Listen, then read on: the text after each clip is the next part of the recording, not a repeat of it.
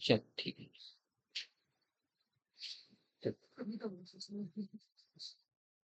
लिखो। Application of inductive factor.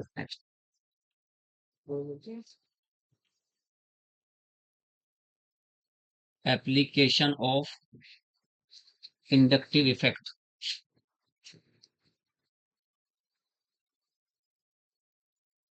Application of inductive effect.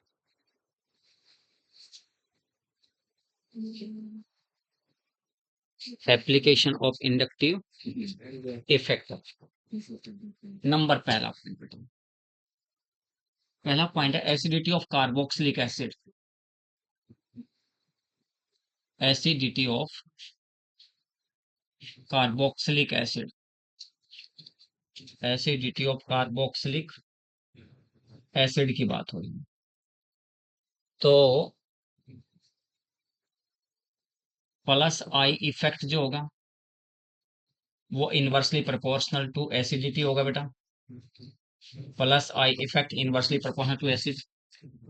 और फिर आपका माइनस आई इफेक्ट जो है बेटा, minus I effect, minus I effect proportional to acidity of carboxylic acid. ये दोनों पॉइंट आपको याद करके रखने हैं। एक आपका प्लस आई इफेक्ट जो होगा, plus I effect inversely proportional होगा एसिडिटी के, और माइनस आई इफेक्ट जो होगा डायरेक्टली प्रोपोर्शनल होगा एसिडिटी के। Minus I effect plus I effect, ये दोनों बात आपको, plus I effect inversely proportional to acidity और minus I effect directly proportional to acidity हो।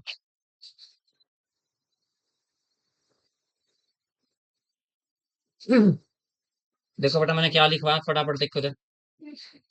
मैं लिखवा application of inductive effect. Application of inductive effect में पहला एप्लीकेशन है acidity of carboxylic acid. Acidity of carboxylic acid. Acidity of carboxylic acid हुआ आपका।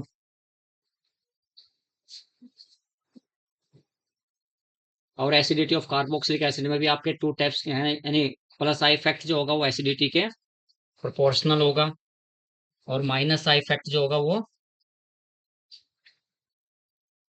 Minus I effect जो होगा वो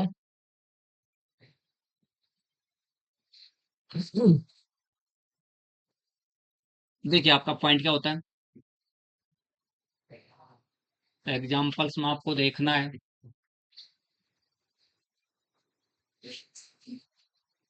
सी के साथ आपके COOH है, एसिटिक एसिड है। एक एक H एटम को हटाऊंगा, प्लस आई इफेक्ट वाला ग्रुप आपके साथ इसमें लगाता जाओ, ये प्लस आई इफेक्ट शो करेगा। उसके बाद CH3C के साथ यहाँ पर CH3, ये आपका HCOOH, उससे कम आपका CH3, C के साथ यहाँ पर आपका CH3, ये आपका CH3, ये COOH आपका हो गया। ये प्लस आई इफेक्ट है, डिक्रीजिंग ऑर्डर है। माइनस आई इफेक्ट की बात कर रहा हूँ, ये प्लस आई इफेक्ट का डिक्रीजिंग ऑर्डर है। माइनस आई इफेक्ट की बात करता हूँ बेटा, H सिंगल बॉन्ड C के पास ये H हुआ तो H हुआ, COOH, Cl, C के साथ ये H हो गया तो ये H हो गया।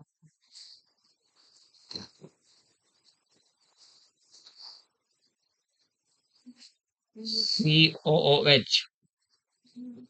सबसे ज्यादा अगर आपका, सबसे ज्यादा कोई अगर एसिड है आपका नेचर का तो ये आपका 3 माइनस आई इफेक्ट वाला। तो ये एसिडिटी का इंक्रीजिंग ऑर्डर हुआ। ये माइनस आई इफेक्ट वाला है, ये माइनस आई इफेक्ट, यहाँ माइनस आई इफेक्ट, ये आपका माइनस आई इफेक्ट, ये आपका माइनस आई इफेक्ट, ये आपका माइनस आई, ये आपका साकिब कौन सा है, साकिब नीचे है, अच्छा वो भी नीचे है।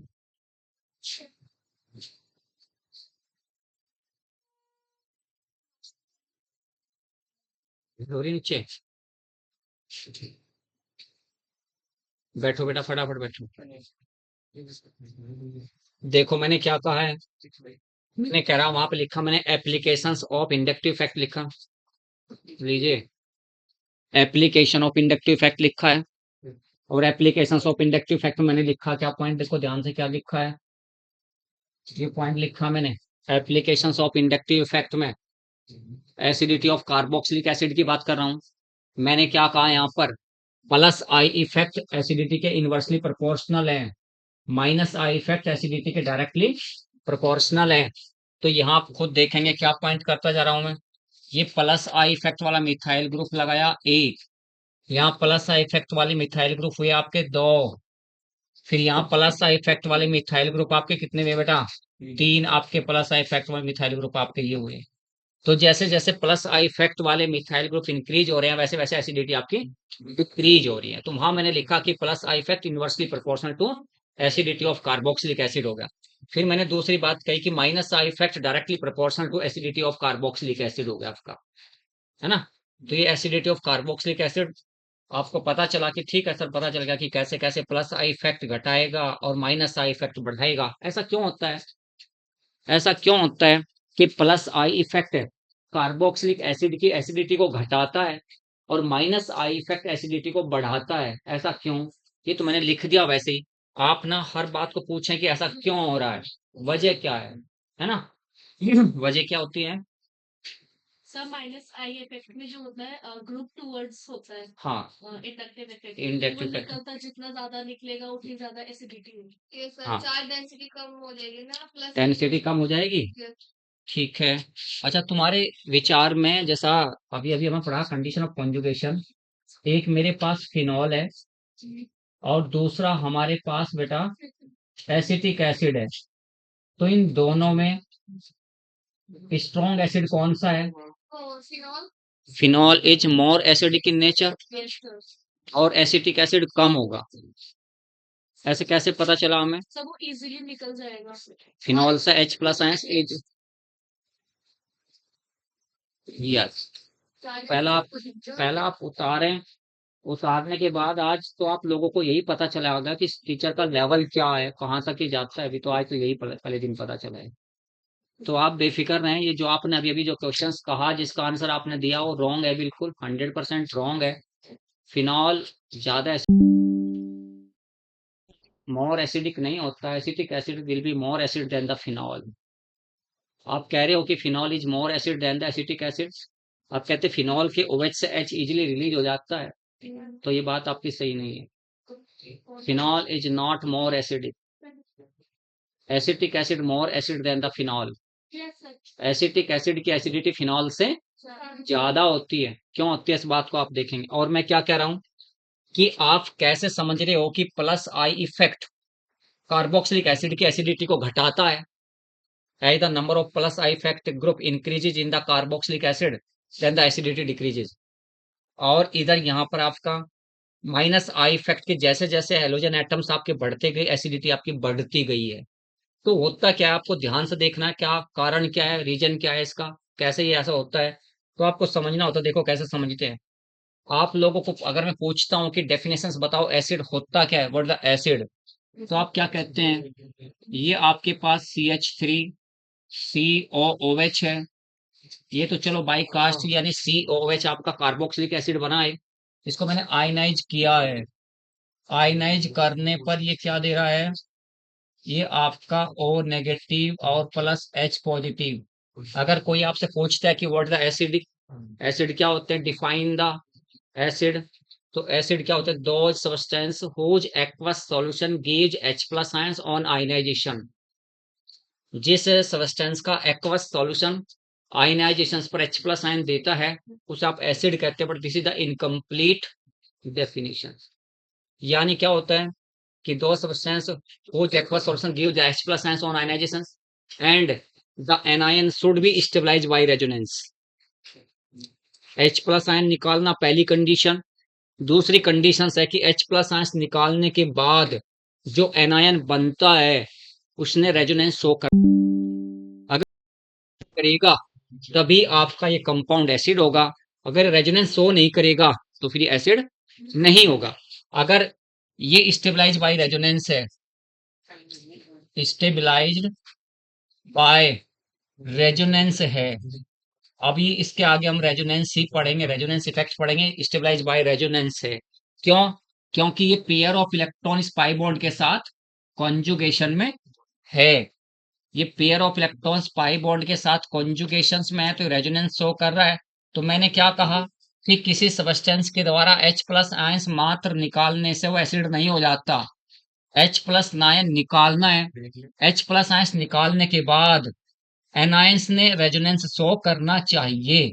अगर रेजोनेंस शो करेगा तब आपका कंपाउंड एसिडिक होगा। अगर यहां मैं कह रहा हूं फिनॉल की बात कह रहा हूं मैं, फिनॉल आपका ये OH है और आपने इसका आयनाइजेशन किया, आयनाइजेशन करने पर O आपका नेगेटिव बन गया। यहाँ पेयर ऑफ इलेक्ट्रॉन्स लिखो या वैसे लिखो सर्कल में, इसका मतलब एक ही होता है। ये पेयर ऑफ इलेक्ट्रॉन इस पाई बॉन्ड के साथ कॉन्जुगेशन में है, H प्लस आयंस निकल गया।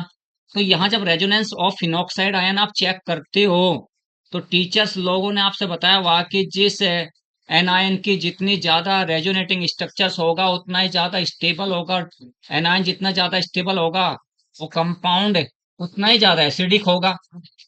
ये आप लोगों से बताई हुई बात है। यहाँ पर पेयर ऑफ इलेक्ट्रॉन्स आपका बना, ये यहाँ का पेयर यहाँ और यहाँ के दो पाई इलेक्ट्रॉन्स यहाँ बस ऐसे चलते रहेंगे।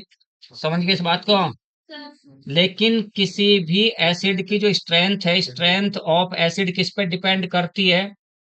यानी सीधी सी बात मैं क्या कर रहा हूँ, Stability of ऐसी स्टेबिलिटी ऑफ एनायन, यानी एसिडिटी जो होगी वो प्रोपोर्शनल है, acidity proportional to stability of anion, stability of acid anion, acid anion.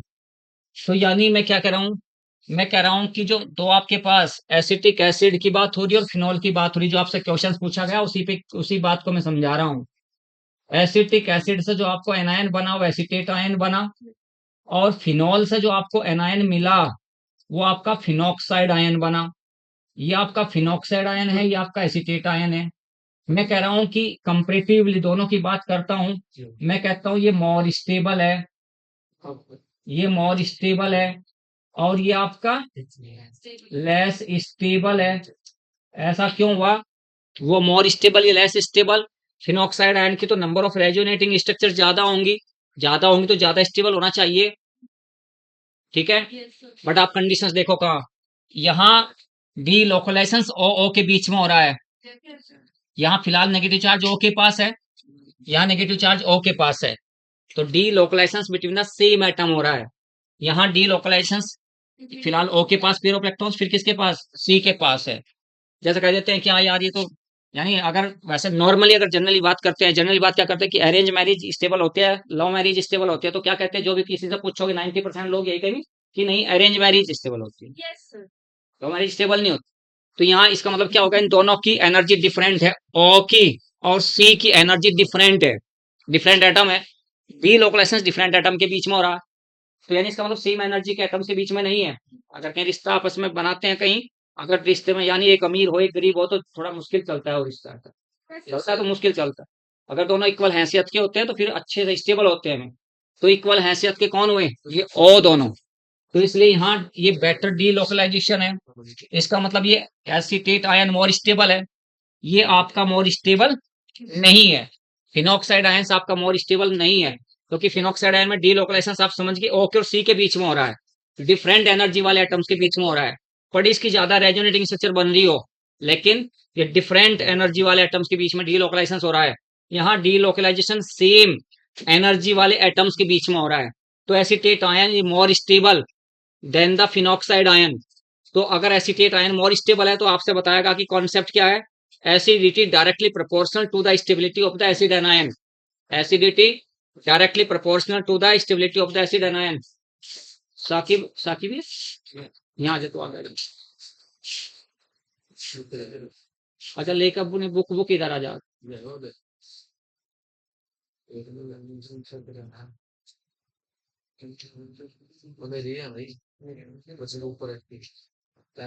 Clear हुई बात आप लोगों को?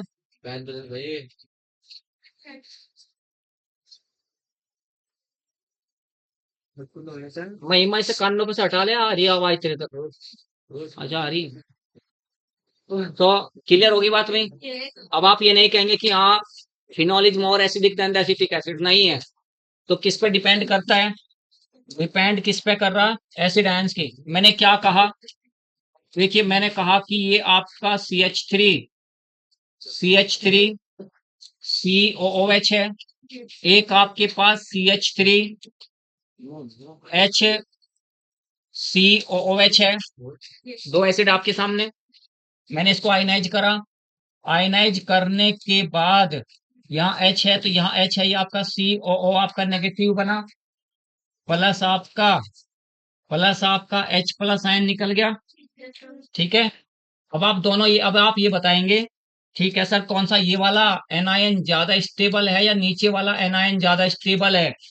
इसको भी आयनाइज किया तो यहाँ आपका CH3 है, along the bond sigma electrons आपके डिस्प्लेस होंगे, तो यानी ये आपका CO नेगेटिव बना, H प्लस बना। ये इलेक्ट्रॉन इधर से इधर आना चाह रहे थे, उसी टाइम ये अपने इलेक्ट्रॉन्स इधर दे रहा है ना। ये मैग्नीट्यूड ऑफ नेगेटिव चार्ज को डिस्पर्स नहीं करता, और उल्टा मैग्नीट्यूड ऑफ नेगेटिव चार्ज को इंक्रीज कर रहा है, तो ये इसकी स्टेबिलिटी को घटाता है, यानी plus I effect acid anions की स्टेबिलिटी को घटाता है। ये ज्यादा स्टेबल है, ये कम स्टेबल है। जो ज्यादा स्टेबल होगा ज्यादा एसिड होगा, जो कम स्टेबल होगा तो कम एसिड होगा। इसके बाद अगर मैं कहता हूं Cl के साथ आपका, हाँ बेटा ये आपका Cl है, ये Cl है, और यहाँ पर इसको मैंने आयनाइज किया तो Cl इलेक्ट्रॉन खींच रहा है, माइनस आई इफेक्ट है, तो यहाँ पर इसकी एसिडिटी क्या होगी बेटा? ज्यादा हो जाएगी, इंक्रीज हो जाएगी। तो प्लस आई इफेक्ट का काम है एसिड एनायन की स्टेबिलिटी को इंक्रीज करना। ठीक है, माइनस आई इफेक्ट का काम है एसिड एनायन की स्टेबिलिटी को इंक्रीज करना, प्लस आई इफेक्ट का काम है एसिड एनायन की स्टेबिलिटी को डिक्रीज करना। अगर एसिड एनायन की स्टेबिलिटी डिक्रीज होगी तो कम एसिड होगा, और उसकी स्टेबिलिटी इंक्रीज होगी तो ज्यादा एसिड होगा। क्लियर हुई ये बात? तो मैंने दो ही बात लिखी है, यानी एप्लीकेशंस ऑफ इंडक्टिव इफेक्ट में पहला एप्लीकेशन क्या लिखा है, यानी एसिडिटी ऑफ कार्बोक्सिलिक एसिड लिखा है, एसिडिटी ऑफ कार्बोक्सिलिक एसिड लिखा है। तो पता चल गया आपसे।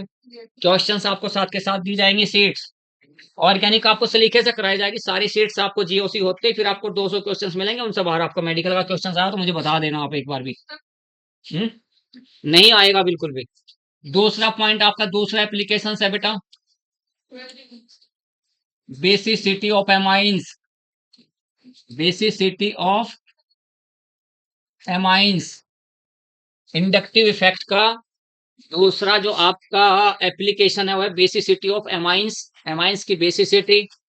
प्लस आई इफेक्ट जो होगा, plus I effect proportional to basicity of amines, basicity of amines होगा, ये बात याद रखेंगे। माइनस आई इफेक्ट जो होगा वो इनवर्सली प्रोपोर्शनल होगा किसके? बेसिसिटी ऑफ एमाइंस के। ये बात आपकी समझ में आ गया? यानी minus I effect plus I effect तो बेसिसिटी को इंक्रीज करेगा, माइनस आई इफेक्ट बेसिसिटी को डिक्रीज करेगा। अब आपके पास देखिए क्या होता है, एमाइंस होते कितने हैं, यानी अमो derivatives of alkyl derivatives of ammonia, alkyl derivatives of ammonia are called amines.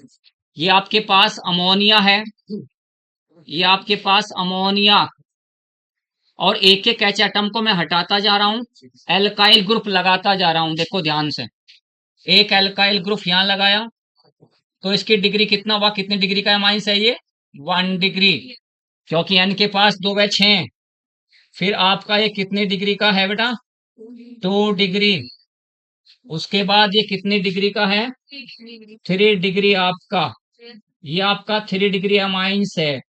तो यानी अगर एन के पास 2 H है तो 1 डिग्री, एन के पास एक ही H है तो आपका 2 डिग्री, अगर एन के पास कोई H नहीं है तो आपका 3 डिग्री। आर के रेस्पेक्टिव क्यों नहीं कर रहे आप? आर के रेस्पेक्टिव बोल सकते हैं आप, आर के रेस्पेक्टिव क्यों नहीं बोल रहा, अभी पूछूंगा कुछ बात। Okay, sir. ये आपका 1 डिग्री एमाइन है, ये आपका 2 डिग्री एमाइन है, ये आपका 3 डिग्री एमाइन है।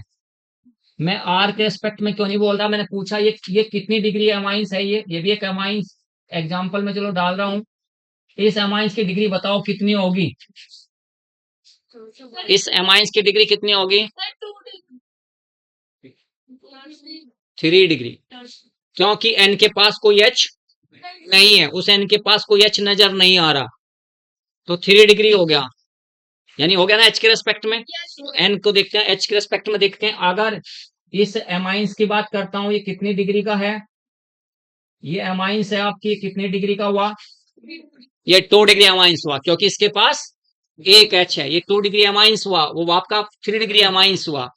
तो यानी हमें क्या कहा, हम कह रहे हैं कि बेसिसिटी ऑफ एमाइंस, ये प्लस आई इफेक्ट शो करेगा, ये प्लस आई इफेक्ट शो करेगा, ये प्लस आई इफेक्ट शो करेगा, ये तीनों प्लस आई इफेक्ट शो करते हैं। तो प्लस आई इफेक्ट का काम क्या है, नाइट्रोजन पर इलेक्ट्रॉन डेंसिटी को इंक्रीज करना। जैसे जैसे नाइट्रोजन एटम पर इलेक्ट्रॉन डेंसिटी इंक्रीज होगी, उसकी बेसिसिटी भी इंक्रीज होगी, क्योंकि जिस एन एटम का लुईस बेस किसे कहते हैं, जो एक पेयर ऑफ इलेक्ट्रॉन्स को डोनेट करता है, इलेक्ट्रॉन पेयर डोनर को लुईस बेस कहते हैं, इलेक्ट्रॉन पेयर एक्सेप्टर को लुईस एसिड कहते हैं। तो ये सारे इलेक्ट्रॉन पेयर डोनर हैं, तो क्या कहलाएंगे, लुईस बेस कहलाए हैं। अब बात क्या है कि ठीक है सर, प्लस आई इफेक्ट के रेस्पेक्ट में आप इनकी बेसिसिटी चेक कर रहे हो आप, तो मैं क्या कह रहा हूं, देखो ध्यान से।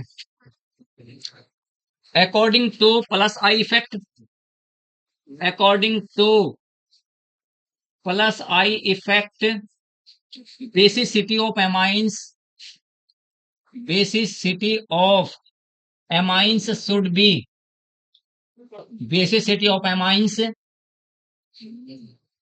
should be का मतलब होनी चाहिए, इसका मतलब कहीं ना कहीं डाउट है, होनी चाहिए बट है नहीं, इसका मतलब डाउट हो रहा।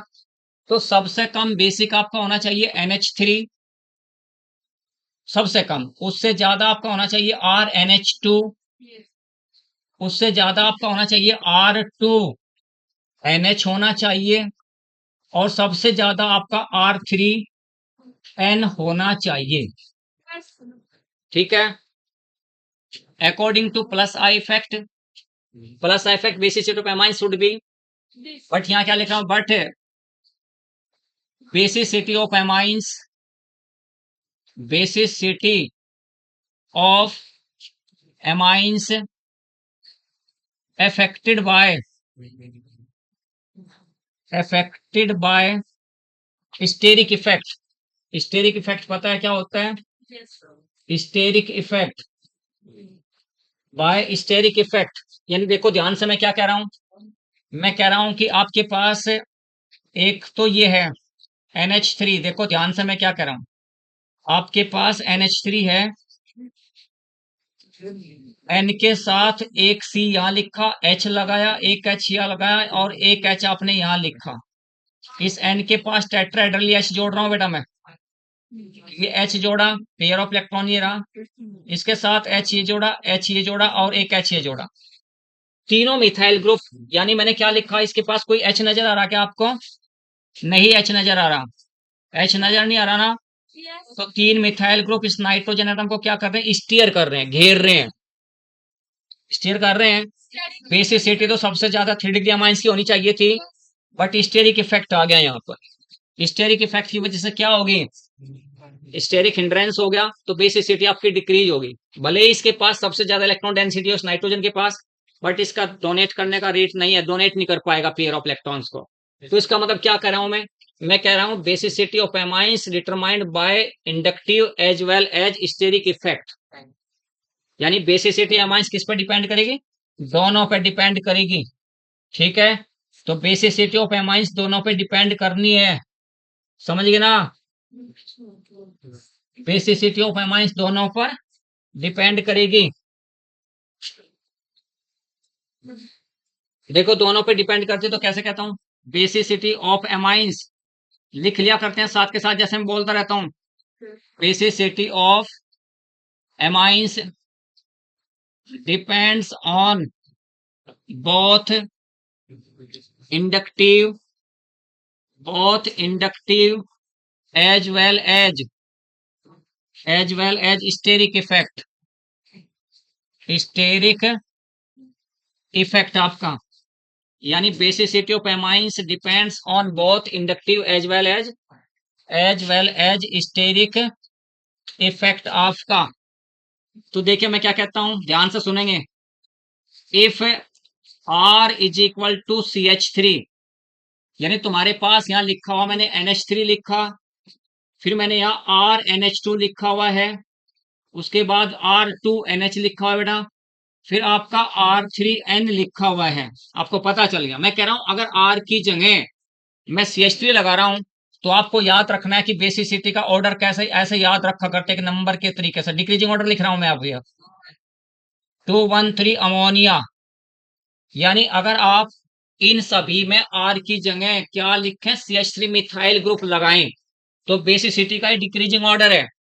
सबसे ज्यादा बेसिक होगा 2 डिग्री अमाइन, उससे कम होगा 1 डिग्री अमाइन, उससे कम होगा 3 डिग्री अमाइन। से बेसिसिटी का डिक्रीजिंग ऑर्डर है। अगर R की जगह आप इथाइल लिखें, R की जगह आप इथाइल लिखें, तो ये आपका इन दोनों को एक्सचेंज करना है। ऐसे याद रखते हैं जैसे क्या करना चाह रहा हूं मैं, इन दोनों को एक्सचेंज करना है। 2 degree, 3 degree, 1 degree and ammonia. तब अगर ये केस हो, अगर R की जगह आपका आइसोप्रोपाइल है, R की जगह आपका आइसोप्रोपाइल है, तो यहां आपका 1 डिग्री, ये आपका अमोनिया, फिर आपका 2 डिग्री, फिर आपका 3 डिग्री, ये आइसोप्रोपाइल है। अगर R की जगह आपका CH3 whole thrice C tertiary butyl अगर आपके पास है, क्या है, ट्रसरी ब्यूटाइल, तो सबसे ज्यादा बेसिक आपका अमोनिया होगा, उससे कम आपका 1 डिग्री, उससे कम आपका 2 डिग्री, उससे कम आपका 3 डिग्री होगा। तो ये आपको ऐसे लर्न करते हैं, ऐसे ट्रिक वाइज याद रखते हैं, तो कभी नहीं भूलेंगे कि अच्छा ठीक है भाई, ऐसे बेसिसिटी ऑफ एमाइंस किसी का पूछा जाता रहता है हमेशा। बेसिसिटी ऑफ एलिफेटिक एमाइंस आपसे पूछी जाती रहती है, तो ऐसे आपको लिखना होगा।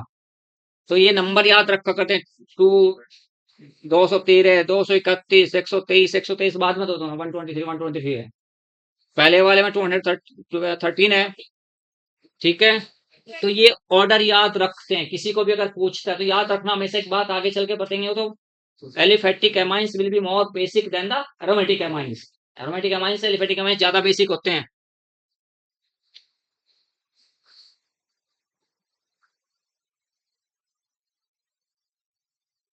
सैनी जी कहीं भी कोई दिक्कत, सैनी जी है ना?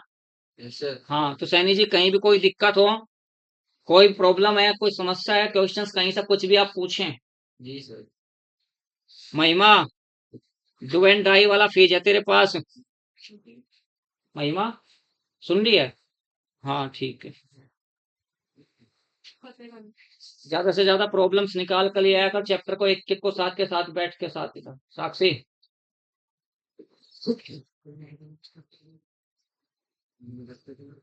हटा दें। ये तब है बेटा साकिब, ये तब कंडीशंस है जब आप एमाइंस को एक्वस फेज में ले रहे हैं। एक्वस फेज में ये एमाइंस हैं, तो एक्वस फेज के लिए सारे ऑर्डर ये याद रखने हैं आपको। If amines are in gaseous phase, अगर एमाइंस गैसियस फेज में है तब उस पर स्टेरिक हिंड्रेंस काम नहीं करेगा, सिर्फ इंडक्टिव इफेक्ट के आधार पर होगा। If amines are present in the gaseous phase then their basicity determined on the basis of inductive effect only, तब उनकी बेसिसिटी को केवल इंडक्टिव इफेक्ट के द्वारा ही डिटरमाइंड करेंगे। अगर एमाइंस गैसेस फेज में है, यहां नोट करके लिखते हैं, अगर if amines are in gases phase, amines are in gaseous phase,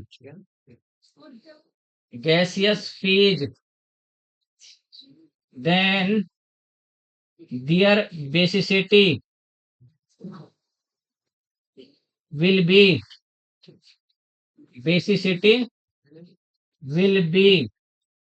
आपका सबसे कम अमोनिया की होगी, उससे ज्यादा 1 डिग्री, उससे ज्यादा 2 डिग्री, सबसे ज्यादा 3 डिग्री। बात याद रखनी, अगर एमाइंस आपके गैसेस फेज में है तो ये बेसिसिटी का ऑर्डर होगा। अगर एमाइंस गैसियस फेज में दिए गए हैं तो आपको इतनी सी बात लिखा करते एक लाइन में, अगर एमाइंस गैसियस फेज में दिए गए हैं तो उनकी बेसिसिटी को केवल इंडक्टिव इफेक्ट के द्वारा ही मेजर किया जाएगा। हटा दे भाई। Yes, sir.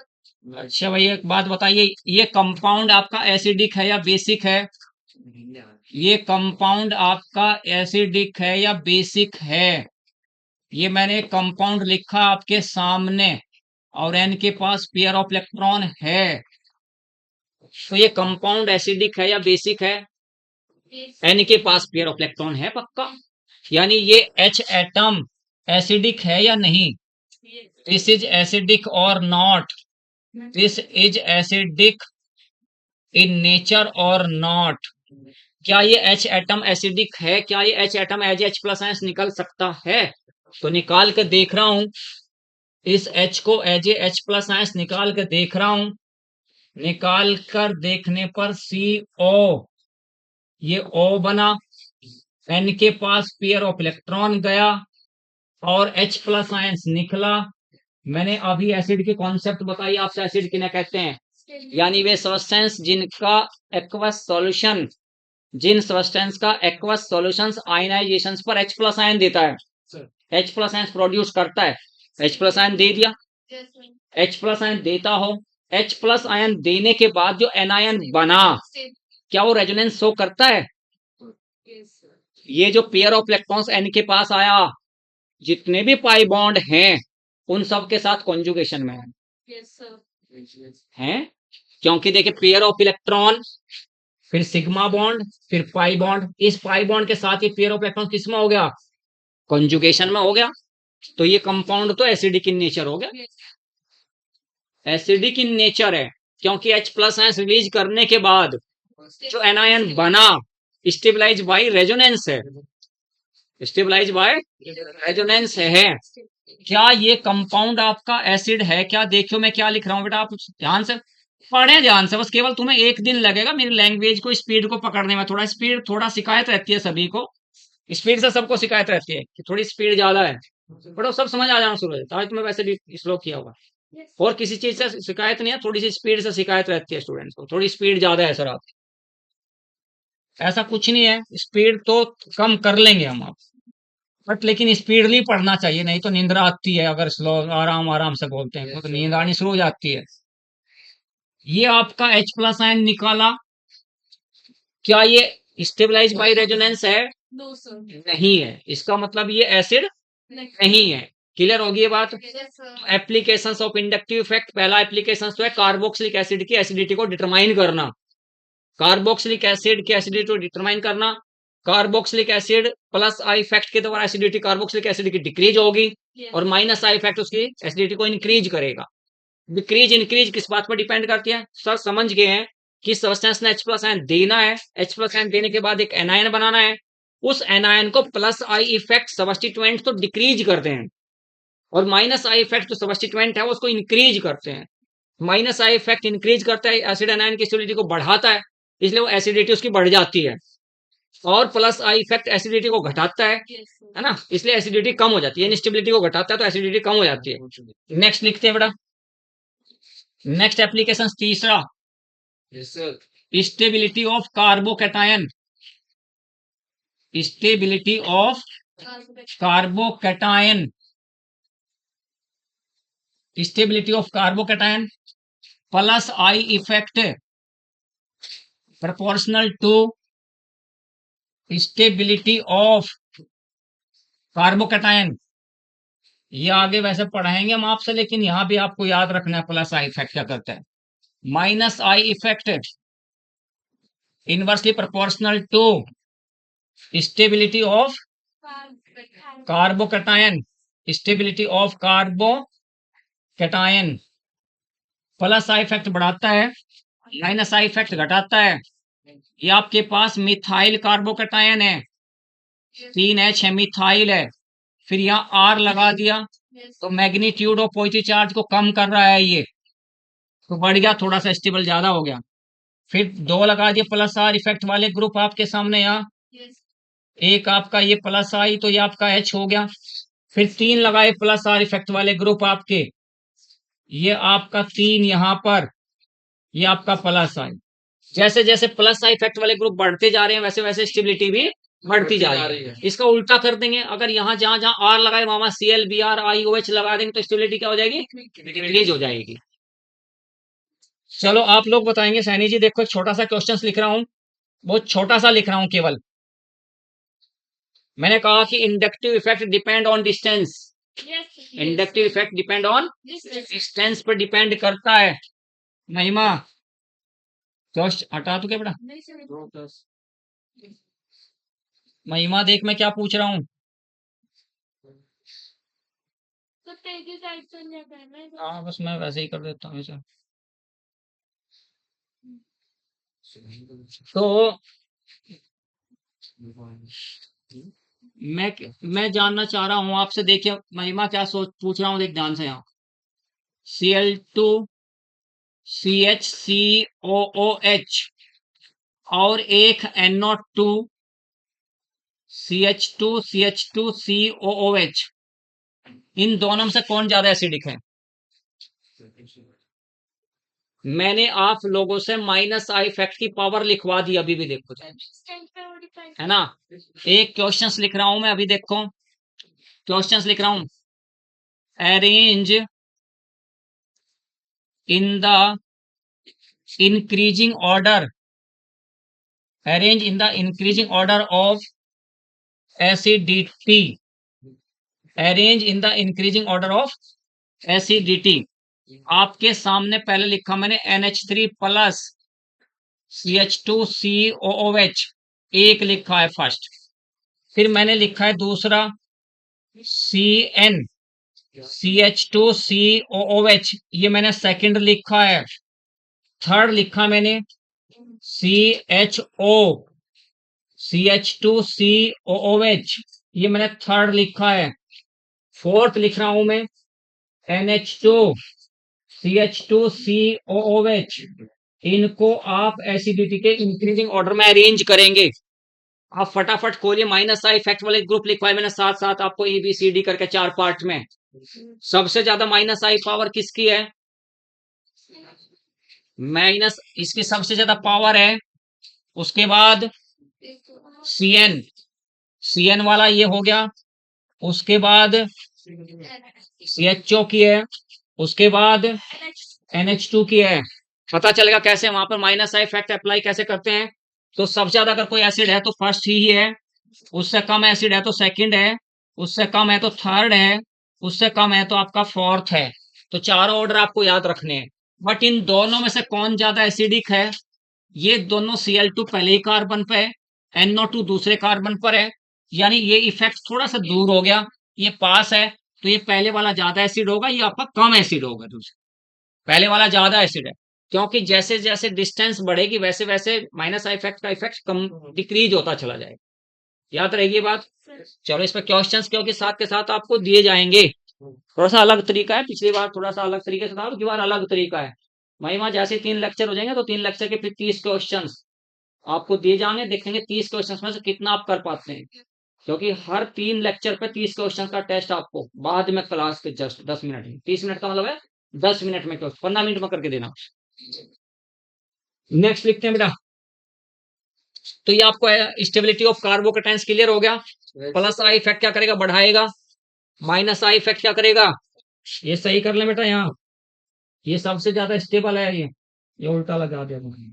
ये सबसे ज्यादा स्टेबल है बेटा। वो तो इतना तो तुम खुद भी समझते हैं, क्या इंक्रीजिंग ऑर्डर में लिखा हुआ मैंने सारा, है ना। इंक्रीजिंग में लिखा होगा ना। Yes sir. हाँ तो इंक्रीजिंग ऑर्डर में सारा है, ये कोई आपका प्लस आई इफेक्ट जैसे बढ़ रहा बढ़ता जा रहा है। उसके बाद दूसरा पॉइंट आपका, दूसरा नेक्स्ट है आपका stability of carbanion, stability of carbanion. Plus I effect आपका क्या होगा, inversely proportional to stability of कार्बेनायन।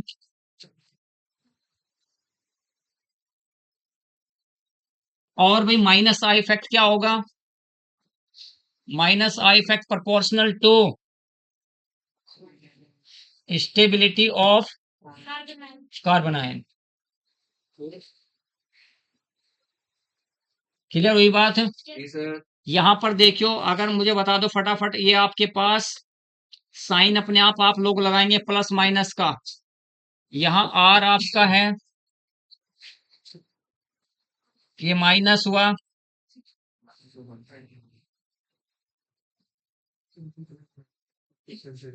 ये माइनस हुआ,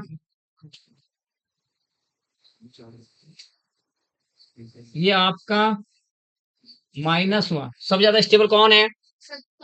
फर्स्ट वाला। जैसे जैसे प्लस का इफेक्ट बढ़ता जा रहा वैसे वैसे स्टेबिलिटी कम होती जा रही है।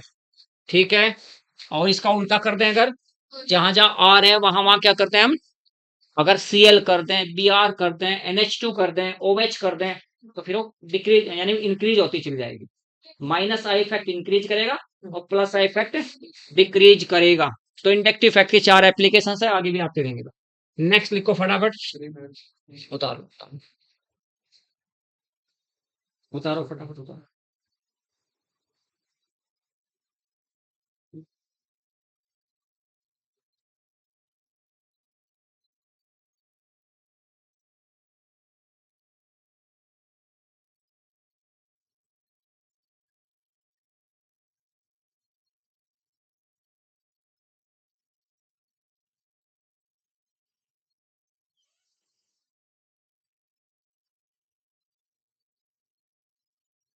हो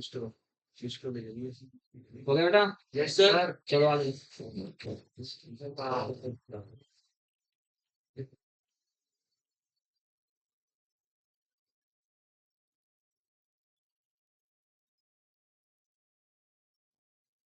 अगला टॉपिक है,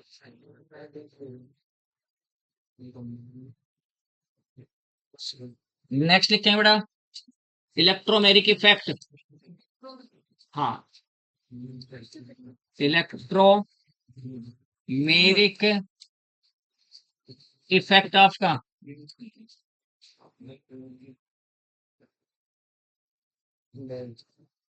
electromeric effect,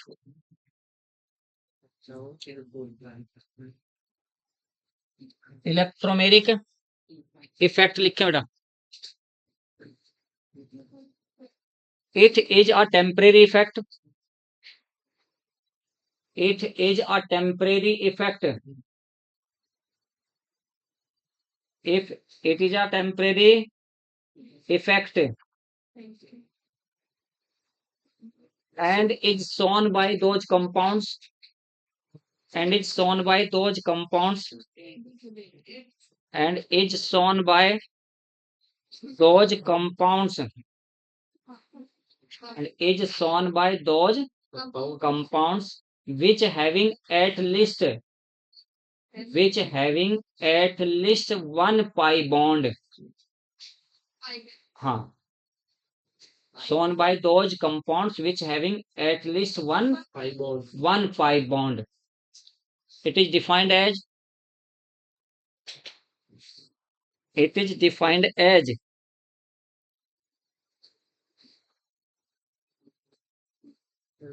the complete transfer of a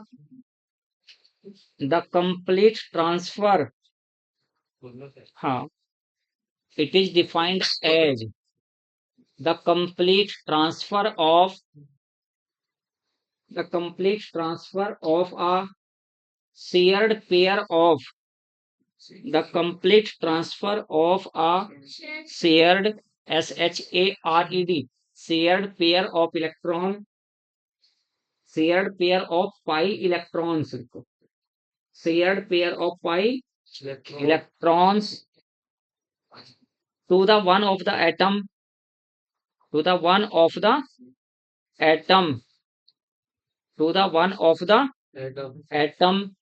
joined by JOINED, joined by multiple bond,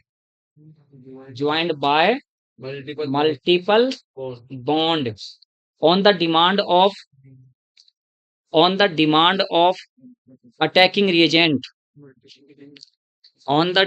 of attacking reagent, joined bye multiple bond on the demand of attacking reagent.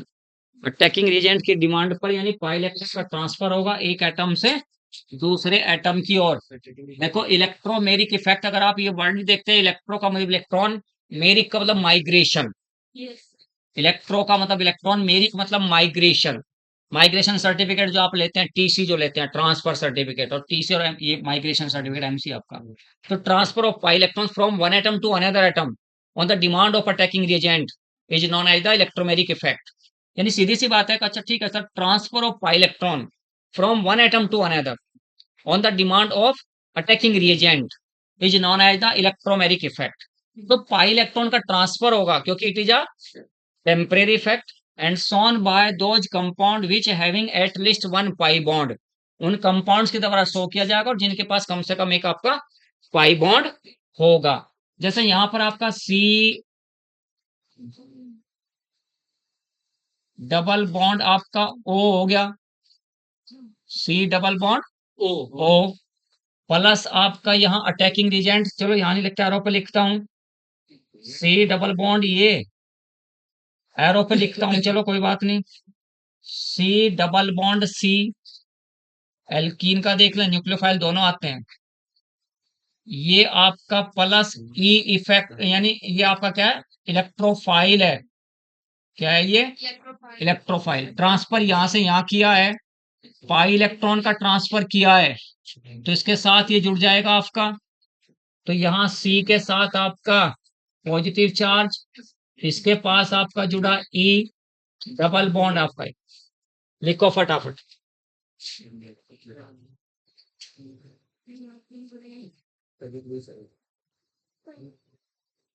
लिखो फटाफट।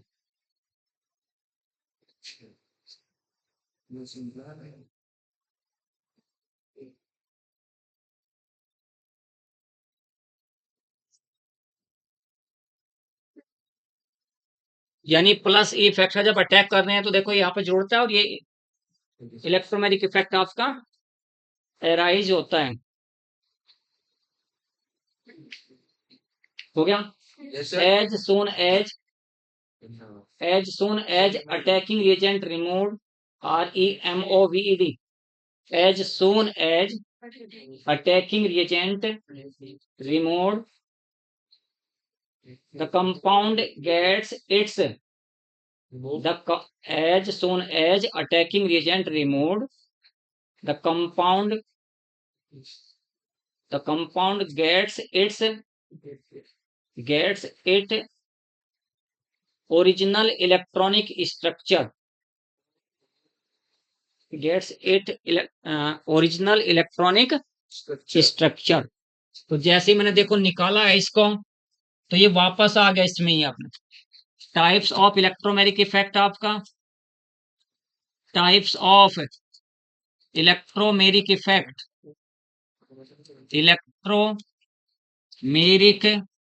Effect, types of electromeric effect two type का होता है।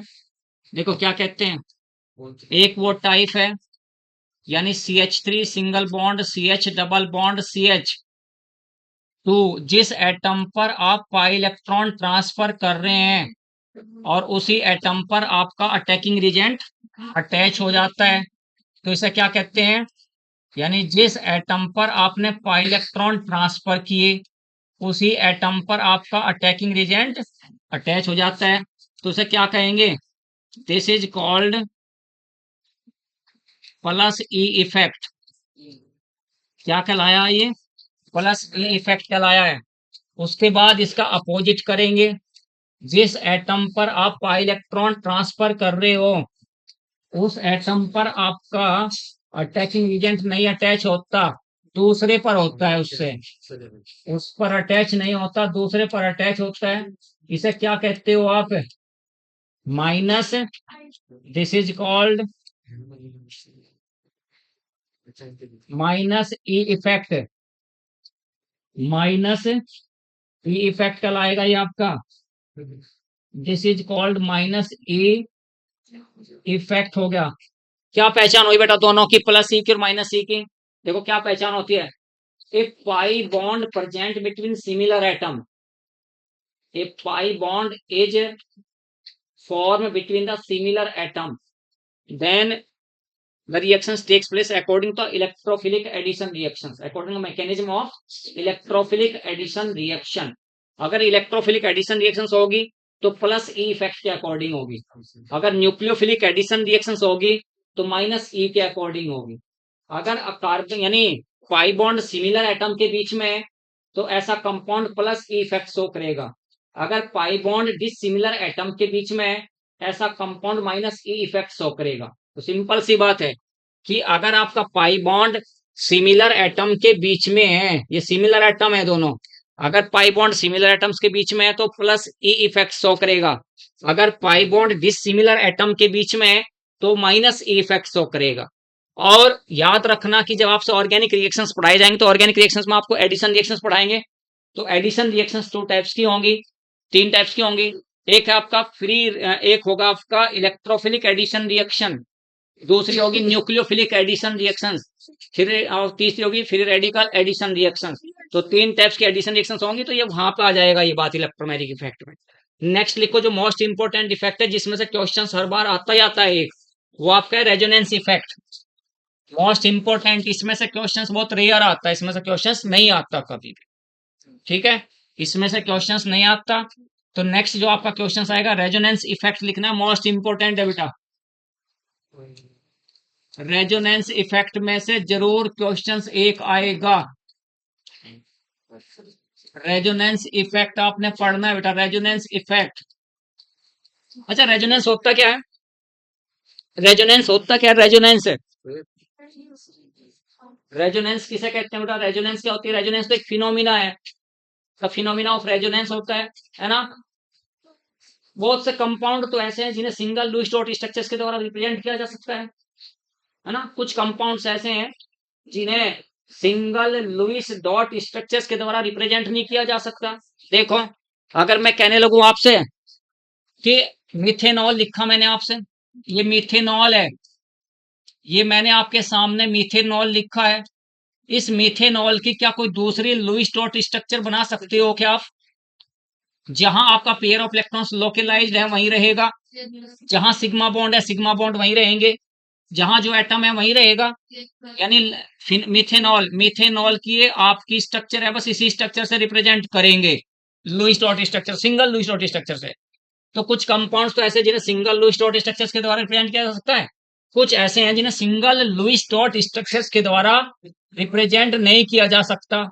क्या इस ions की, ये जो आपका एनायन है, इस एनायन की यही स्ट्रक्चर है, दूसरी भी हो सकती है, दूसरी भी हो सकती है, और वो दूसरी स्ट्रक्चर कौन सी होगी, CH3 सिंगल बॉन्ड CO आपका नेगेटिव और ये डबल बॉन्ड O, तो इसको सिंगल लुईस डॉट स्ट्रक्चर से रिप्रेजेंट नहीं किया ना, दो बनी इसकी। बेंजीन है, क्या बेंजीन की सिंगल लुईस डॉट स्ट्रक्चर होती है, बेंजीन की भी 2 स्ट्रक्चर होती हैं, सिंगल लुईस डॉट यानी सिंगल नहीं है ये, यानी ये लुईस कॉन्सेप्ट की एक ड्रॉबैक हुई। लुईस कॉन्सेप्ट आपको पता है, लुईस कॉन्सेप्ट क्या था, लुईस डॉट स्ट्रक्चर आपको पता है, Lewis dot structure, Lewis dot structure जो पॉइंट पॉइंट बना के आप देखते रहते हैं, लुईस डॉट स्ट्रक्चर ये होती है कि आपका C है, C के 2 इलेक्ट्रॉन ये हुए, 2 इलेक्ट्रॉन ये हुए, फिर यहाँ O लिखा, O के 2 इलेक्ट्रॉन ये 2, फिर यहाँ पर 2, यहाँ पर इधर O लिखा, तो 2 इलेक्ट्रॉन्स ये हैं, तो 2 इलेक्ट्रॉन्स आपके ये हैं, इसका ये पूरा ऑक्टेट कंप्लीट हुआ, इसका ये ऑक्टेट कंप्लीट हुआ, ये ऑक्टेट कंप्लीट हुआ। तो CO2 की एक ही सिंगल लुईस डॉट स्ट्रक्चर है, दूसरी तो नहीं बनी, बेंजीन की 2 हैं। तो ये लुईस कॉन्सेप्ट की एक ड्रॉबैक है। This drawback of the Lewis concept leads us towards a new phenomena, which is known as the resonance. ना डीलोकलाइजेशन का जो इलेक्ट्रॉन्स का हो गया किसी वजह से, तो यही वजह है कि लुईस जो साइंटिस्ट था ना, लुईस जेन लुईस, गिलबर्ट न्यूटन लुईस को लगभग 41 टाइम्स नोबेल प्राइज के लिए नॉमिनेटेड किया था, 41 टाइम्स, लेकिन उसे कभी नोबेल प्राइज नहीं मिला क्योंकि उसकी सारी डिस्कवरी ऐसी आधी अधूरी रही सारी। तो ये भी उसने दिया कि हाँ लुईस डॉट स्ट्रक्चर बनाई, लेकिन सभी मॉलिक्यूल्स लुईस कॉन्सेप्ट को फॉलो नहीं करते, जो फॉलो करते हैं वो ठीक है, जो फॉलो नहीं करते तो वहां एक कोई घटना है, और वो घटना की क्या है, रेजोनेंस, आपकी रेजोनेंस फिनोमिना है। तो रेजोनेंस किसे कहते हैं, यानी that phenomena by which we can draw two or more structures of a compound in which positions of atoms are identical but arrangement of electrons are differ, known as a resonance. यानी resonance तो उस घटना को कह रहा हूं, सैनी जी सुन ले ध्यान से, किसे कहते हैं रेजोनेंस? वह घटना जिसके अंतर्गत किसी मॉलिक्यूल की दो या दो से ज्यादा स्ट्रक्चर बनाई जा सकती हैं जिनमें एटम्स की पोजीशन एज इट इज यानी ज्यों की त्यों रहती है, लेकिन इलेक्ट्रॉनों का अरेंजमेंट डिफर होता है, ऐसी घटना को हम अनुनाद कहते हैं, यानी रेजोनेंस कहते हैं। रेजोनेंस तो यहाँ क्या कहता हूं मैं, कैसे रेजोनेंस है? अगर आप यहां देख रहे हो इस पोजीशन पर इस कार्बन के और कार्बन के बीच में डबल बॉन्ड है, डबल बॉन्ड का मतलब यहाँ पे 4 इलेक्ट्रॉन हो गए, और सेम वही पोजीशन अगले वाली स्ट्रक्चर में देख रहा हूं, इस कार्बन से इस कार्बन के बीच में सिंगल बॉन्ड हुआ, सिंगल बॉन्ड होने का मतलब है कि 2 इलेक्ट्रॉन हुए, यहाँ इलेक्ट्रॉन कितने हुए? 2 इलेक्ट्रॉन। यानी जो कार्बन एटम यहाँ है वही कार्बन एटम यहाँ है, सारे एटम ज्यों के त्यों एटम की पोजीशन में चेंज नहीं किया कुछ भी, बट इलेक्ट्रॉनों का जो अरेंजमेंट है वो डिफर है। तो यानी उस फिनोमिना को हमें रेजोनेंस कहा, उस घटना को हमें रेजोनेंस कहा जिसके द्वारा किसी मॉलिक्यूल की दो या दो से ज्यादा स्ट्रक्चर बनाई जा सकती हैं जिनमें एटम्स की पोजीशंस तो ज्यों की त्यों हों बट इलेक्ट्रॉनों का अरेंजमेंट डिफरेंट हो, उसे हम क्या कहते हैं? अनुनाद कहते हैं उसको। लेकिन हम अनुनाद नहीं पढ़ रहे, हम पढ़ रहे हैं अनुनाद इफेक्ट पढ़ रहे हैं, हम पढ़ रहे हैं अनुनाद इफेक्ट। यहां देखिए, अगर यहाँ की बात आप करते हैं, इस सी के और ओ के बीच में कितने इलेक्ट्रॉन्स हैं? 2 इलेक्ट्रॉन है। यहाँ उसी पोजिशन पे देखते हैं तो यहाँ 4 इलेक्ट्रॉन हो गए, तो अलग अलग बात हुई ना, यहाँ इलेक्ट्रॉन 4 वहां इलेक्ट्रॉन 2, तो इलेक्ट्रॉनों का अरेंजमेंट तो डिफर हो गया। तो डिफर होने का कारण रेजोनेंस है। अगर अरेंजमेंट ऑफ इलेक्ट्रॉन्स डिफर है तो उसका कारण, उसका रीजन अनुनाद यानी रेजोनेंस है। तो अब आपको लिखना रेजोनेंस इफेक्ट, लिखो resonance effect. Resonance effect produced, resonance effect produced by the interaction, produced resonance effect produced by the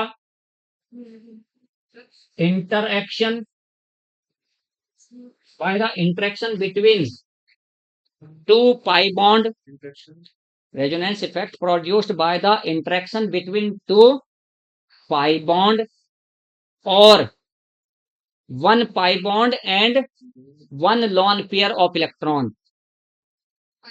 one pi bond and one pair of electron. Resonance effect produced by the interaction between two pi bond or one pi bond and one lone pair of electrons. तो resonance effect कब produce होगा? There are two types of resonance effect.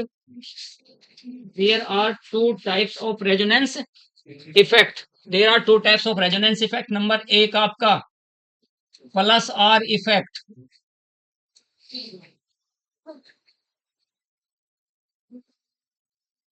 Plus R effect. Those atoms or groups, those atoms or groups which release the electron, those atoms or groups which release the electron, which release the electrons towards, which release the electrons towards, which release the electron towards benzene ring, towards benzene ring is said to be, is said to be plus R effect atom or group, is said to be plus R effect atom or group आपका। देखो ध्यान से क्या कह रहा हूं मैं, is said to be plus R effect atom और ग्रुप आपका। ये बेटा कोई ग्रुप लगा हुआ है यहाँ, इसके पास अपना पेयर ऑफ इलेक्ट्रॉन है, इसके पास अपना पेयर ऑफ इलेक्ट्रॉन्स है, इसके पास कोई, चलो 2 पेयर दिख रहा, ज्यादा नहीं, तो ये रिलीज किसकी ओर करेगा? अपना पेयर बेंजीन रिंग की ओर करता है। जो भी ग्रुप अपने इलेक्ट्रॉन्स बेंजीन रिंग की ओर रिलीज करेगा उस ग्रुप को क्या कहेंगे आप? प्लस आर इफेक्ट वाला एटम या ग्रुप कहेंगे।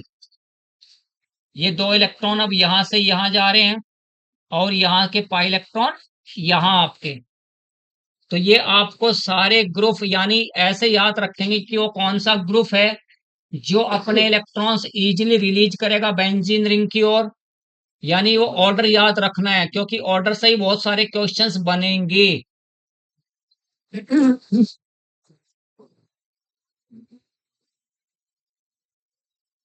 दोज एटम और ग्रुप विच रिलीज, हाँ, those atom or groups which release the pair of electrons towards the benzene ring, ये लिखा ना, is said to be plus R effect atom or groups, is said to be plus R effect atoms or groups. ये देखो ये electron density increase कर रहा है किस पर, बेंजीन रिंग पर। ये आपका ग्रुप हो गया भाई, यहाँ बॉन्ड डबल हुआ, ये डबल हुआ, ये डबल हुआ। तो जी बराबर आपको लिखना है ग्रुप आपके क्या क्या ग्रुप आपके हैं क्या। सबसे पहला आपको लिखना है O माइनस, O माइनस सबसे ज्यादा, अगर बेंजीन पे जुड़ा हुआ है तो सबसे ज्यादा इसका है। उससे कम आपका NH2 का हो गया, उससे कम आपका NHR का होगा बेटा। हाँ, सबसे ज्यादा NH2 का है, उसके बाद NHR हो गया, उसके बाद आपका NR2, उसके बाद आपका OH का हो गया, और उसके बाद आपका OCH3। ये इतना आपको याद है। अगली लाइन से फिर उसी से कम करते जा रहे हो आप, यहीं से कम चल करते जा रहे, कंटिन्यू यहीं पढ़ रहे हैं। NHCOCH3 हो गया, NHCO, और ये आपका OCOCH3, उसके बाद फिर आपका OCOCH3 के बाद आपका R हो गया, R के बाद आपका AR हो गया फिनाइल, और यहाँ CH डबल बॉन्ड Cr2 हो गया। ये सारे ग्रुप क्या शो कर रहे हैं, ये सभी plus plus R effect show कर रहे हैं, सभी के सभी। सबसे ज्यादा प्लस आर इफेक्ट कौन शो करेगा, O नेगेटिव, उससे कम कौन करेगा, NH2 नेगेटिव। तो ऐसे ही चलते जा रहे हैं सारे के सारे। आप कैसे पहचानोगे कि कौन सा ग्रुप है जो प्लस आर इफेक्ट शो करेगा और कौन सा ग्रुप है जो माइनस आर इफेक्ट शो करेगा। देखो ध्यान से, अगर मैंने यहां लिख दिया COCH3, यहां मैंने लिखा COCH3, और फिर मैंने लिख दिया यहाँ OCOCH3, तो आप कैसे पता करोगे कि कौन सा इसमें इलेक्ट्रॉन्स अपना बेंजीन क्यों रिलीज करेगा। Those atoms or groups which release their pair of electrons towards the benzene ring is said to be plus R effect atom और ग्रुप। जो ग्रुप अपने इलेक्ट्रॉन बेंजीन क्यों रिलीज करेगा उसे क्या कहेंगे आप, प्लस आर इफेक्ट वाला एटम और ग्रुप कहेंगे। जो बेंजीन से अपनी ओर खींचेगा, विड्रॉ करेगा, माइनस आर इफेक्ट वाला ग्रुप कहेंगे। तो आपको यहाँ ये दो ग्रुप मैंने लिखे हैं, इन दोनों ग्रुप में से आपको कैसे पता चले कि कौन सा प्लस आर इफेक्ट शो करेगा, कौन सा माइनस आर इफेक्ट शो करेगा। पहले वाला प्लस और दूसरे वाला माइनस आर, पहले वाला प्लस, तो ये तो COCH3 तो मैंने यहाँ कहीं नहीं लिखा बेटा, COCH3 तो मैंने कहीं नहीं लिखा, यहाँ इनमें सभी में कहीं भी COCH3 नहीं लिखा। OCOCH3 तो लिखा भी है, ये सेकंड वाला क्या शो करेगा, प्लस आर शो करेगा, पहले वाला क्या शो करेगा, माइनस आर शो करेगा। देखो मैं क्या कह रहा हूं, ध्यान से सुने। ये जो सारे जो आपके बॉन्ड, ये बॉन्ड जो है ना, ये बॉन्ड, इस बॉन्ड के द्वारा ये सारे ग्रुप कहाँ अटैच होंगे, बेंजीन से होंगे। यानी ये वो बॉन्ड है जिससे वो किसे अटैच होगा, बेंजीन से। बताओ मैं इस ग्रुप को अटैच करके देख रहा हूं, कौन से को, OCOCH3, इसको अटैच करके देखा मैंने। फिर मैंने COCH3 को अटैच करा, बेंजीन रिंग है। फिर मैंने यहाँ C डबल बॉन्ड OCH3 यानी COCH3 को ऐसे करके लिखा है। दोनों में डिफरेंस क्या नजर आया तुम्हें, इन ये कार्बन के साथ अटैच है, ये ऑक्सीजन के साथ अटैच है। पहला तो यही बात हो गया, एक डिफरेंस तो ये हो गया। दूसरा डिफरेंस है, यहाँ जो O बेंजीन से अटैच है, उस O पर पाई बॉन्ड नहीं है, डबल बॉन्ड या ट्रिपल बॉन्ड नहीं है। इस पे क्या है, आपका पाई बॉन्ड है। देखो मैं ध्यान से फिर क्या कह रहा हूं, ग्रुप का जो एटम बेंजीन रिंग से जुड़ता है, ग्रुप का जो एटम बेंजीन रिंग से जुड़ता है, यदि उस एटम पर पाई बॉन्ड नहीं है तो प्लस आर इफेक्ट शो करेगा। ग्रुप का जो एटम बेंजीन रिंग से जुड़ता है, यदि उस एटम पर पाई बॉन्ड नहीं है तो प्लस आर इफेक्ट शो करेगा। अगर उस एटम पर पाई बॉन्ड है तो माइनस आर इफेक्ट शो करेगा। तो ये यानी यहां पर ये माइनस आर कैसे पता चला आपको? ठीक है सर, ये जो सी जुड़ा ना बेंजीनिंग से, इस सी के पास पाई बॉन्ड है, Yes. पाई बॉन्ड या पॉजिटिव चार्ज है, यानी ग्रुप का जो एटम बेंजीन रिंग से डायरेक्टली अटैच होता है, यदि उस एटम पर पाई बॉन्ड या पॉजिटिव चार्ज है तो माइनस आर इफेक्ट शो करेगा। अगर इस पर पाई बॉन्ड या पॉजिटिव चार्ज नहीं है तो प्लस आर, ये वाला सीधा प्लस आर इफेक्ट। अगर आपसे कोई कहता है, देखिए पॉइंट, अगर यहीं पे मैं क्या लिख देता हूं, NHCOCH3 लिख रहा हूं, ये वाली बात लिख रहा हूं, सॉरी ये वाली बात लिख रहा हूं, NHCOCH3 इस ग्रुप को लिख रहा हूं मैं, NHCOCH3, ध्यान से देखें आप, मैं लिख रहा हूं NHCOCH3, N के पास एक H है तो मैंने H लिखा, COCH3 करके ऐसे लिखा है आपके सामने। Yes. N के पास पेयर ऑफ इलेक्ट्रॉन है, ये पेयर ऑफ इलेक्ट्रॉन्स इंटरेक्शन करेगा किसके साथ में? Pi bond of benzene ring के साथ में, तो ये अपना पेयर इधर दे देगा, बट इसकी इतनी पावर नहीं है जितनी पावर इस NH2 की है, क्योंकि ये पेयर ऑफ इलेक्ट्रॉन्स इधर पाई बॉन्ड के साथ भी कॉन्जुगेशन में है, और इस पेयर ऑफ इलेक्ट्रॉन्स को ये इधर यहाँ बेंजीन रिंग के साथ भी देना चाह रहा है। नहीं, तो ये मैंने प्लस आर पावर का डिक्रीजिंग ऑर्डर लिखा है, Yes. प्लस आर पावर का डिक्रीजिंग ऑर्डर लिखा है। तो डिक्रीजिंग ऑर्डर ये याद करना तुम्हें। क्यों याद करना है? अभी मैं आपसे क्वेश्चंस पूछ रहा हूं, यहीं पर क्वेश्चन देखो ध्यान से मैं क्या पूछ रहा हूं, फिर बता रहा हूं कि यहाँ प्लस आर इफेक्ट के बारे में सारी बातें यहीं लिख रहे हैं। अभी मैं एक से आपसे क्वेश्चंस पूछता हूं इसी का, क्योंकि अब की बार जो 2024 में क्वेश्चन आता वही पूछ रहा हूं। Which is more reactive towards electrophilic substitution reaction? Which is more reactive, which is more reactive, paper उठा कर देखना उसमें क्वेश्चन दिया हुआ है, which is more reactive towards electrophilic substitution reaction. ये आपका इलेक्ट्रोफिलिक सब्स्टिट्यूशन रिएक्शन है, कौन सा ज्यादा रिएक्टिव है? तो मैं यहां लिख रहा हूं एक ए ऑप्शन करके मैंने लिखा NH2, बी ऑप्शन मैंने करके लिखा है OCH3, सी ऑप्शन करके लिख रहा हूं बेटा, सी ऑप्शन करके लिखा है CH3, और डी जो ऑप्शन लिखा है वो लिखा मैंने यहां पर NHCH3। तो ये मैंने चार ऑप्शन लिखे हैं, चार ऑप्शन, यानी इलेक्ट्रोफिलिक सब्स्टिट्यूशन रिएक्शंस क्या होती है पहले तो ये बताओ मुझे। इलेक्ट्रोफिलिक सब्स्टिट्यूशन रिएक्शंस क्या होती है महिमा? इलेक्ट्रोफिलिक सब्स्टिट्यूशन रिएक्शन, एक electrophile substitution, those reactions in which electrophile directly attach on the benzene ring, benzene पर डायरेक्टली अटैक करेगा। तो इन चारों में से, चारों कंपाउंड्स में से किस कंपाउंड पर इलेक्ट्रोफाइल इजीली अटैक करना पसंद करेगा? यानी मैंने कहा कि ये सारे प्लस आर इफेक्ट शो करने वाले ग्रुप हैं, ये अपने इलेक्ट्रॉन बेंजीन क्यों रिलीज करेंगे? दोज एटम और group which release their pair of electrons towards the benzene ring is said to be plus R effect atom और ग्रुप। जो भी एटम या ग्रुप अपने इलेक्ट्रॉन्स बेंजीन रिंग की ओर रिलीज करेंगे उन्हें आप क्या कहेंगे? प्लस आर इफेक्ट वाले ग्रुप कहेंगे। तो ये सारे के सारे मैंने प्लस आर इफेक्ट वाले लिखे हैं, जिसमें जिसकी पावर ज्यादा होगी वो ज्यादा एक्टिव होगा, वो ज्यादा करेगा, बेंजीन को एक्टिवेट ज्यादा कर देगा। तो इसका ऑप्शन आपका ए हो गया। तो सबसे ज्यादा रिएक्टिव आपका ये है। उससे अगर कोई कम रिएक्टिव है तो कौन है? तो उससे कम रिएक्टिव आपका सी है, उससे कम रिएक्टिव फिर आपका ये आपका थर्ड है, और ये आपका फोर्थ है। तो ये रिएक्टिविटी का डिक्रीजिंग ऑर्डर मैंने यहीं से देख के लिखा है बेटा। सबसे पहले NH2 ये रखा आपके पास, उसके बाद NHR ये रखा आपके पास, उसके बाद फिर आपके सामने NHCOCH यानी OCH3 रखा, ये आपके पास OCH3 है, और उसके बाद अगर CH3 कहीं है तो आपका ये CH3 है।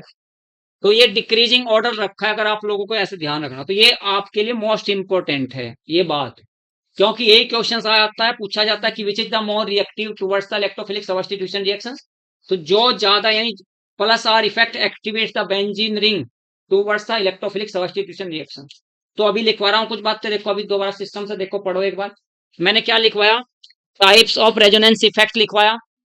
टाइप्स ऑफ रेजोनेंस इफेक्ट में क्या कहा, there are two types of resonance effect. पहला हेडिंग क्या डाला आपने, प्लस आर इफेक्ट। इसमें लिखा कुछ डेफिनेशन, क्या लिखे, दोज एटम्स और group which release the pair of electrons which release their pair of electrons towards the benzene ring is said to be plus R effect और atoms और group। ठीक हो गया। आगे लिखेंगे इसके नीचे, ये कुछ नहीं लिखना, क्वेश्चंस तो आपके साथ सारे दिए जाएंगे क्वेश्चंस को, ही नीचे लिख देंगे plus R effect group, plus R effect group are, plus R effect groups are ortho and para director। plus R effect groups are ortho and para director। plus R effect group are ortho and para director because they increase, because they increase electron density, because they increase electron density on the ortho and para position, because they increase electron density on the ortho and para position। ortho para director हो गया है ना। Plus R effect group is known as ortho and para director because they increase electron density on the ortho and para position. लिख दिए बात, देखो ध्यान से क्या कैसे लिखवाई बात, क्यों ऐसे लिखवाई है। ऑर्थो एंड पैरा पोजीशंस कौन सी होती है आपकी, ऑर्थो एंड पैरा पोजीशंस कौन सी होती है आपकी, यदि दो सबस्टिट्यूएंट्स एक दूसरे से 1-2 पोजीशंस पे जुड़े हुए हैं, उसे क्या कहते हैं, ऑर्थो कहते हैं। देखो ध्यान से, एज्यूम कर रहा हूं बात बेटा मैं, ये इन तीनों को ऐसे एज्यूम करके लिखता हूं, ऐसा पॉसिबल नहीं है बट एज्यूम कह रहा हूं, एज्यूम कर रहा हूं मैं, मान रहा हूं, ऐसा एज्यूम कर रहा हूं, ऐसा मान लेता हूं, एज्यूम कर रहा हूं। एक स्ट्रक्चर में तो यहाँ पेयर ऑफ इलेक्ट्रॉन आया, दूसरी में पेयर ऑफ इलेक्ट्रॉन यहाँ आया, तीसरी में पेयर ऑफ इलेक्ट्रॉन यहाँ आया है। तो ये आपकी तीन पोजीशन है। इलेक्ट्रोफाइल कहाँ कहाँ अटैक कर सकता है, कहीं अटैक कर सकता है जहां जहां पर ये आए हैं। तो पहली जो प्रोडक्ट आपकी बनी है वो ऑर्थो प्रोडक्ट बनी है, ये ग्रुप है आपका, और यहाँ ई आपका यहाँ जुड़ा है।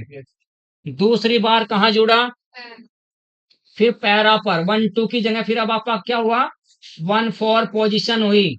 फिर आपकी क्या पोजीशन हुई बेटा नेक्स्ट, ये आपका ऑर्थो, फिर यानी पहले वाली पोजीशन और तीसरी वाली पोजीशन एक ही है।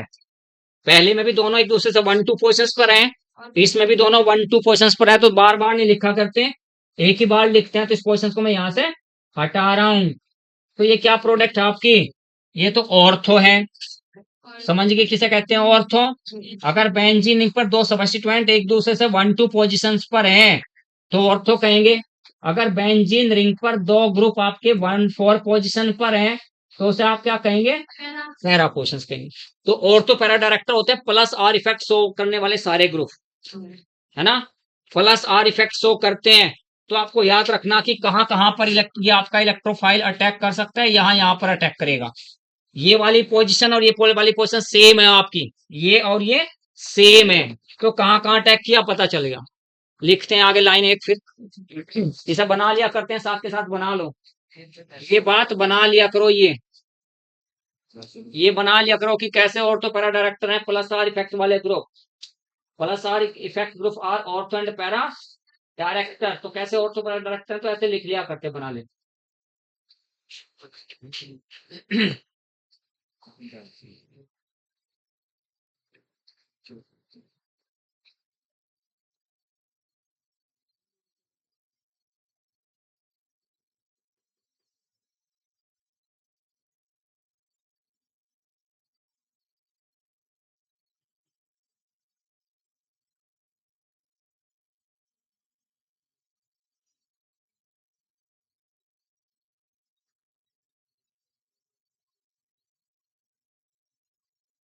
उतार के बेटा बोले आगे।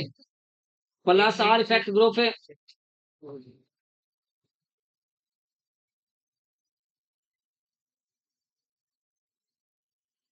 Plus R effect group known as, बोल रहे हैं क्या नहीं बोल रहे हैं? बोल रहे हैं, जगह छोड़ दिया करो फिर। प्लस आर इफेक्ट ग्रुप है known as activating group, known as activating group because they activate the benzene ring, because they activate the benzene ring, because they activate the benzene ring towards the electrophilic substitution reaction, towards the electrophilic substitution reaction, because they activate the benzene ring towards the electrophilic substitution reaction. They activate the benzene ring towards electrophilic substitution reaction. ये लिखा हुआ है बेटा आपका, आप लिख नहीं रहे हो, लिखा हुआ आपके। अच्छा अच्छा, because they activate the benzene ring towards the electrophilic substitution reaction. चलिए गई क्या लाइट? तो लाइट जाने को बंद हो जाता है ये चक्कर याद है। अगर तो बराबर क्लास में कर लेता है, कितनी देर के रहने क्लास? बस एक माइनस आर इफेक्ट रहा केवल 5 मिनट का है केवल। तो ये घटों को सारे कर मैंने समझ सकते हैं। हाँ समझ लेंगे, क्यों नहीं हो, समझेंगे क्यों नहीं। आज ये तो क्या है ना काम में, हाँ क्यों नहीं समझेंगे, समझ लेंगे, 5 मिनट का ही तो है। क्यों लिखो बेटा नेक्स्ट। पता चल गया ना आर इफेक्ट ग्रुप आपको? आर इफेक्ट ग्रुप आपका कौन से होंगे, पता चल गए सारे ग्रुप आपको, है ना। जो भी अपने इलेक्ट्रॉन्स बेंजीन की ओर रिलीज करेंगे उन्हें आप क्या कहेंगे, प्लस आर इफेक्ट ग्रुप कहेंगे। प्लस आर इफेक्ट ग्रुप आपके क्या होंगे, ऑर्थो एंड पैरा डायरेक्टर होंगे। यानी दो बातें याद रखनी, जो प्लस आर इफेक्ट शो करेंगे ऑर्थो पैरा डायरेक्टर होंगे और एक्टिवेटिंग सबस्टिट्यूएंट होंगे। एक्टिवेटिंग क्यों होंगे, क्योंकि ये बेंजीन पर इलेक्ट्रॉन डेंसिटी इंक्रीज कर रहे हैं, बढ़ा रहे हैं। नंबर सेकंड लिखेंगे माइनस आर इफेक्ट ग्रुप है, माइनस आर इफेक्ट ग्रुप लिखो, माइनस आर इफेक्ट ग्रुप लिखो, आराम से बोल रहा हूं लिखते। माइनस आर इफेक्ट ग्रुप, एक बार कल दोबारा बता देंगे इस बात को, थोड़ा सा रिवाइज कर देंगे। माइनस आर इफेक्ट ग्रुप लिखो, those group which withdraw the electron, which withdraw the electron, which withdraw the electron from benzene ring, which withdraw the electron from benzene ring, from benzene ring are known as minus R effect group, are known as minus R effect group, minus R effect group, इसमें लिखते हैं minus R effect group are meta director, are meta director because minus R effect group are meta director because electrophile, because during the electrophilic substitution reaction, because during the electrophilic substitution reaction electrophile attacks at meta position, electrophile attacks at the Meta position. ठीक है sir, बड़ा important topic है, पूरा तो कल ही होगा ये, ठीक है बेटा, ठीक है आरिफ जी, ये बड़ा इंपॉर्टेंट टॉपिक है, कल ही पूरा कराएंगे।